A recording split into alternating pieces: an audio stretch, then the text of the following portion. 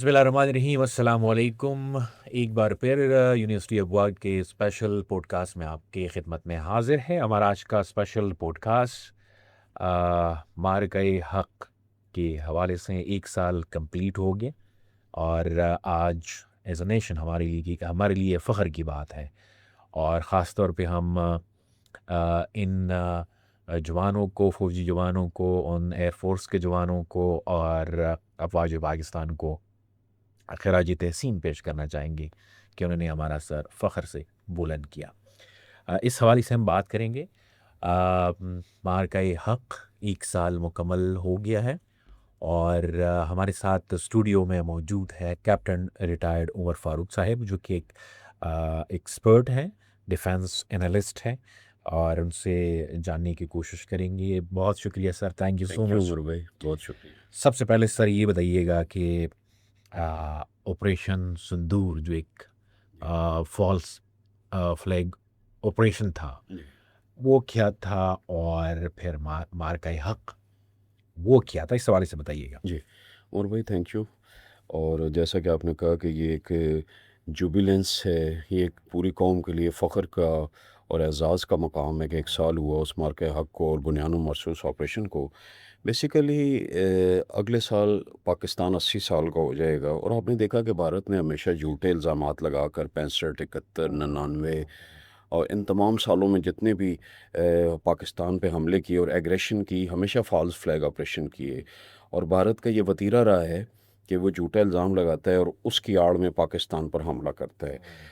संदूर operation के लिए भारत ने पहलगाम का वाक़या चुना, जहाँ पर सयाहों पर भारत के अपने पाले हुए दहशतगर्दों ने अटैक्स किए, और उसका उसने ख़ुद ही मुनसफ़ बन के बग़ैर किसी इंटरनेशनल कम्युनिटी या इंटरनेशनल तौर पे किसी जजमेंट के उसने इल्ज़ाम पाकिस्तान पे लगाया कि पाकिस्तान की रजीम और पाकिस्तान के दहशतगर्द मुलव्वस हैं पहलगाम में। और उसके रिस्पॉन्स के तौर में, क्योंकि भारत में इलेक्शन था, तो मोदी चाहता था कि उसकी इलेक्शन के अंदर पोजीशन बेहतर हो और पाकिस्तान को एक मज़ा चखाया जाए, लेकिन यही उसके गले का हार बना। और भारत ने 7 मई 2025 को पाकिस्तान पर हमला किया, जिसमें उन्होंने पहले सिलेक्टेड टारगेट्स पे अटैक किया, मसाजिद में मासूम शहरियों को निशाना बनाया, उलमाए कराम को, हिफ़्ज़ करने वाले बच्चों को, मस्जिद में नमाज़ पढ़ने वाले मुज़फ़्फ़राबाद, बावलपुर और चंद और एरियाज़ में।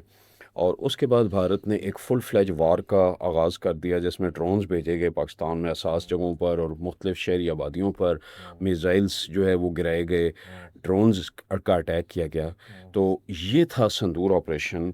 और इसके रिस्पांस के तौर पे पाकिस्तान ने अल्हम्दुलिल्लाह 2-3 दिनों के अंदर अंदर मार्का हक़, जो कि इंस्पायर्ड था कुरान के अल्फाज बुनियानुम मरसूस सीसा पलाई हुई दीवार, उससे हमारे दलेर commander in chief general Asim Munir ने भारत को वाज़े और वाशगाफ अल्फाज में बयान जो है ये मैसेज दिया कि हम आपकी इन हरकतों को बिल्कुल बर्दाश्त नहीं करेंगे और आपको जो है वो प्रॉपर रिस्पांस दिया जाएगा।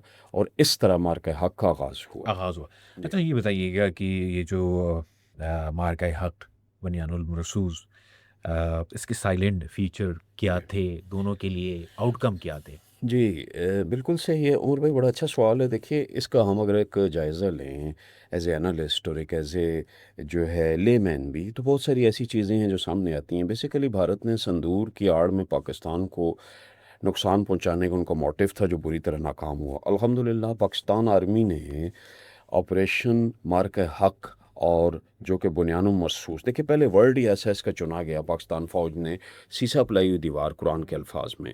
ये बदर की जंग से, करबला के मार्के से, उन तमाम इस्लामिक जंगों से इंस्पायर्ड था। सुल्तान सलाउद्दीन अयूबी, मोहम्मद बिन कासिम, खालिद बिन वलीद, उन जैसे जर्नैलों की जो कि लेगेसी थी, उसको पाक आर्मी ने आगे बढ़ाया। बुनि तो सबसे पहले तो इंस्पायरेशन थी पाक फ़ौज के लिए कि वो दुश्मन से जिहाद कर रहे थे। दूसरी बात थी, उनका लीडर दिलेर था, जनरल आसिम मुनीर ने इसको एज ए चैलेंज लिया कि भारत को हम नाक चन्ने चबाएंगे। उन्होंने पूरी पाक फ़ौज के अंदर जो है इस मोटिवेशन को फैलाया कि हम भारत को जो है उसको उसके पैरों पर लाएंगे, उससे नुकसान पहुँचाएंगे। चंद चीज़ें जो थी, स्विफ्ट रिस्पांस था, क्योंकि पाकिस्तान ने डबल माइंड नहीं हुआ, पाकिस्तान ने देर नहीं लगाई, पाकिस्तान ने भारत को रिस्पांस देने का फ़ैसला जो है कुछ घंटों के अंदर अंदर किया। उसके बहुत ही कीमती त्यारे मार गिराए गए, جو اس کے لیے بہت بڑا دھچکا تھا، جو انڈیا سوچ بھی نہیں سکتا تھا کہ رافیل طیارہ وہ کوئی مار کرائے گا یا سخوئی طیارہ۔ پاکستان نے بڑا ٹو دا پوائنٹ ہٹ کیا، ان کے ہمارے شیر دل پاک فضائیہ نے ان کے دشمن کے بہت سارے طیارے مار گرائے جن کو اربوں ڈالر کا نقصان ہوا، اس سے ان میں ڈی مورلائزیشن ہوئی۔ پھر پری ایمپٹیو اپروچ تھی، پاکستان نے ریڈینیس شو کی۔ امن کے زمانے میں جو جنگی مشقیں ہیں اس کا دلیرانہ جو ریسپانس تھا وہ جنگ کے اندر نظر آیا۔ اس کے بعد جو ہے بریوری، کمٹمنٹ، اپنے کاز کے ساتھ لگن، مخلص پن، یہ ہماری پاک فوج اور پاک فوج کے جونیئر ترین جوان تک میں موجود تھی۔ بہادری سے انہوں نے مقابلہ کیا، ہیزیٹیشن کوئی نہیں تھی۔ ڈومیننس اپان اینیمی کا دلیرانہ نعرہ جو تھا وہ ہمارے جوانوں میں موجود تھا، یکجہتی تھی۔ سب سے بڑی بات عمر بھائی، قوم، فوج اور نوجوان نسل ایک پیج پر تھے، صحیح اس یکجہتی کے ساتھ ہم ان پر ڈومیننٹ ہوئے۔ اور سب سے بڑا جو ہمارے ینگ بچوں نے سائبر ٹیکنالوجی کے ذریعے دشمن کو جو ہے نا وہ ہے اس کو شکست۔ اچھا، اس پہ میں آتا ہوں۔ آپ نے بات کی کہ ہم ماشاءاللہ بڑی ڈومینیٹنگ پوزیشن پہ تھے، اور ریزن کیا تھی؟ اس بات کی جاتی ہے جی یہ ہمارے سائبر جو اٹیکس تھے وہ بھی بڑے زبردست طریقے سے انہوں نے، یہ جو نوجوان ہیں انہوں نے جی ہینڈلز کیے۔ تو اس پہ آپ روشنی ڈالیے گا۔ جی عمر بھائی، دیکھیں بھارت ہمارے ایک ازلی دشمن ہے۔ بھارت پچھلے 80 سال سے جب سے ہمارا ملک وجود میں ہے ہمیں نقصان پہنچانے کے لیے ہر دم ریڈی رہتا ہے۔ اس کی تمام حرکتوں پہ نظر رکھنے کے لیے پاکستان کے ملٹری انٹیلیجنس ادارے، پاکستان کے سویلین انٹیلیجنس ادارے، اور اب ایک پاکستان کے ماشاءاللہ ایک سول نوجوانوں کی ایک مکمل آپ سمجھ لیں کہ فوج ہے، جو سائبر رسپانس کرنے والے جوان ہیں، جو دشمن پر ہر دم نظر رکھے ہوئے ہیں۔ الحمدللہ پاکستان نے 5واں سیٹلائٹ پچھلے ہفتے خلا میں بھیجا۔ یہ ساری چیزیں آگمنٹ کر رہی ہیں، ہمارے تمام سسٹم کو فائدہ پہنچا رہی ہیں۔ ہم بھارت کی ہر حرکت پر نظر رکھے ہوئے ہیں۔